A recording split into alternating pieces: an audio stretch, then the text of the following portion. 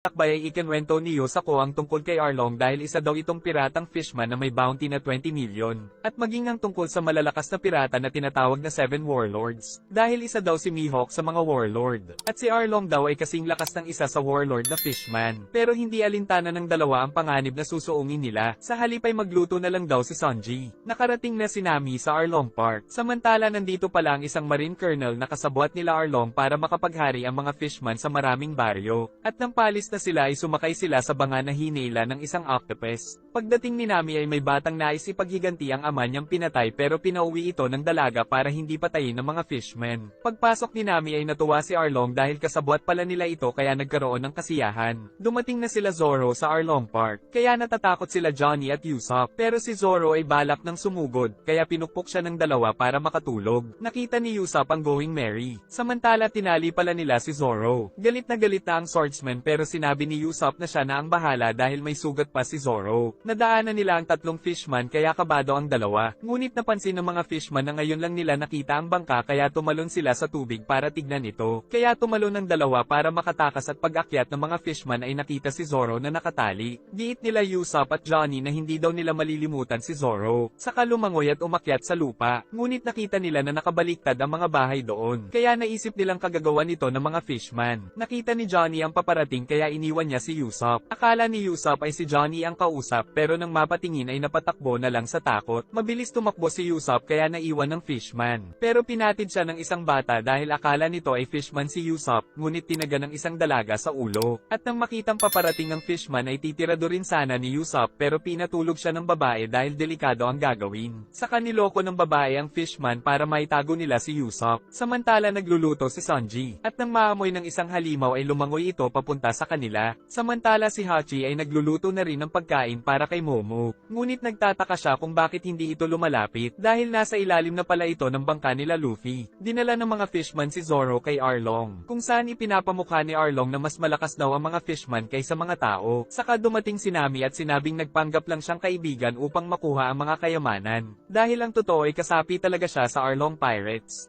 Mula sa tubig ay nagpakita ang halimaw na si Momo dahil sa pagkain na naamoy nito. Sinabi ni Johnny na ibigay na nila ang mga pagkain, pero sinapok ni Luffy ang halimaw dahil ayaw niyang mamigay. Ngunit muling umahan si Momo kaya pinagtanggol ito ni Sanji dahil nagugutom lang daw ito. Pero pinaamoy niya lang dito ang karne, at saka binanatan. Dahil dito ay nagalit si Momo sa kanila, kaya binigyan ito ni Sanji ng mas malakas na sipa kaya bagsak ang halimaw. Nagising si Usopp sa bahay ni Nojiko. Nagagalit si Usopp dahil pinalo siya sa ulo nito, pero depensa ng babae na siguradong tigok siya kung nilabanan ng fishman. Ang bata naman ay nais ipaghiganti ang kanyang ama dahil pinatay daw ito ni Arlong. Sinabi ni Usopp na hinahanap niya daw si Nami, at nagkataon naman na kapatid pala ito ni Nojiko. Pinakita ni Nojiko ang litrato dahil mga ampon daw sila ng isang babae. Ngunit nagtataka si Usopp kung bakit sumali si Nami sa Arlong Pirates. Natatawa si Arlong dahil walang awad daw si Nami na kahit ang pagkamatay ng sariling magulang ay kinalimutan. Ngunit nakaramdam ng pagkapuot si Nami. Nang mapansin ito ni Zoro ay bigla siyang tumalon sa tubig. Kaya naisip ng mga fishman na nagpakamatay na ito. Ngunit tumalon si Nami para iligtas si Zoro, at para hindi maghinala ang mga fishman ay sinikmuraan niya ito. Pagsapit ng hapon ay nagtago ang mga tao sa kanilang mga bahay dahil dumating sila Arlong. Dahil sadya niya pala si Gensan dahil pinagbabawalan niya itong mangolekta ng mga armas. Nakita ni Usopp kung gaano ito kalaki. Sinabi ni Nojiko na buwan-buwan daw silang nagbabayad sa mga fishman para hindi sila patayin, tulad ng nangyari sa baryo ng Gosa na tumaob ang mga kabahayan. Giit ni Arlong na kailangan niya ng maraming pondo para makapagtayo ng Arlong Empire sa East Blue. Samantala nakakulong si Zoro ngunit pinakawalan siya ni Nami sa kabinigay ang espada. Binanata na ni Arlong si Gensan dahil sa pagtatago ng armas ngunit nanatili ang mga tao sa loob. Hindi naman napigilan ni Nojiko na magpakita upang mailigtas si Gensan. Saka lumabas na din ang mga tao para sa kanilang pinuno. Pero pinapatago na sila ni Gensan dahil masasayang daw ang 8 taon nilang pagtitiis kung mamamatay sila ngayon. Dahil ayaw ni Arlong nang may nag-aaklas sa kanya ay nais niyang patayin si Gensan sa harap ng mga tao. Ngunit bago ito magawa ay may tumira sa kanya na kagagawan pala ni Usopp na halatang kinakabahan.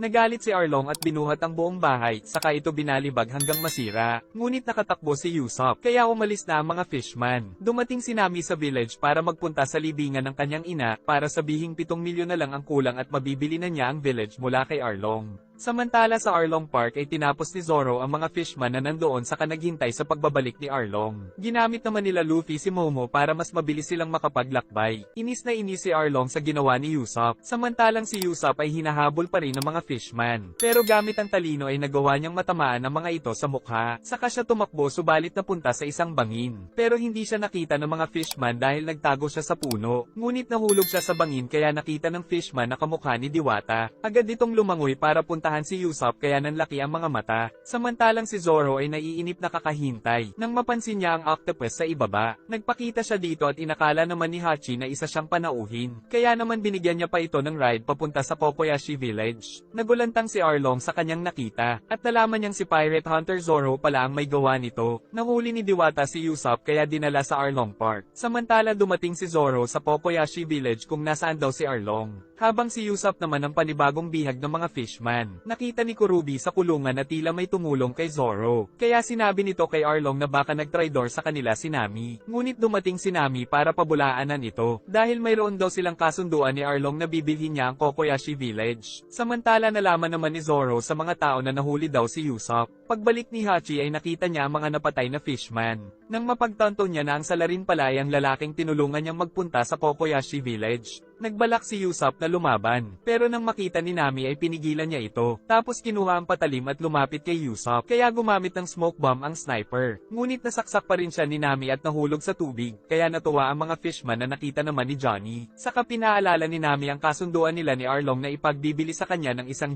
milyon ng Kokoyashi Village. Nakarating na sila Luffy sa Arlong Park pero dahil nahihilo si Momo ay bumangga sila sa bato. Kaya lumipad ang sinasakyang bangka at nabukulan naman si Momo. Napakalayo ng narating ng kanilang bangka sa ere, hanggang sa tumama sila kay Zoro sa kagubatan at sumalpok sa mga bato. Saka dumating si Johnny at sinabi ang nakita na pinatay ni Nami si Usopp. Samantala may isang nilalang ang naglalakad sa dalampasigan. Hindi matanggap ni Luffy na magagawa ni Nami ang sinasabi ni Johnny. Ngunit dumating doon si Nami at inamin ang ginawa niya kay Usopp. Kaya sumugod si Zoro ngunit pinigilan siya ni Sanji. Pinapaalis na sila ni Nami, pero biglang humiga si Luffy para matulog. Napansin naman ni Sanji ang gloves ni Nami bago ito umalis. Masayang naghihintay ang mga tao sa paparating na Navy upang kalabanin ng Arlong Pirates. Agad itong nabalitaan ni Arlong, nang magpaputok ang Navy sa kanila ng kanan. Ngunit hindi ito umubra sa napakatibay na mga ngipin ng pating. Tapos naghanda sila Diwata dahil sila na daw ang bahala sa Navy. Magpapaputok sana ulit ang Navy pero dumating si Diwata at tinira ang isang Marine. Saka nagpakilala ang pinuno ng barko na si Commodore Purin Purin. At isa daw sila sa mga elite unit ng Navy pero tinira lang siya ni Diwata. Tapos biglang yumanig ang barko dahil sinira pala ni Kurubi ang ilalim nito. Saka itinulak ni Hachi ang malaking coral reef upang magkaroon ng malaking whirlpool, na siyang dahilan kung bakit nawasak ang barko ng mga Navy. Nakita ng mga tao ang sinapit ng Navy ship, kaya napagtanto nilang hindi na sila makakatakas pa kay Arlong.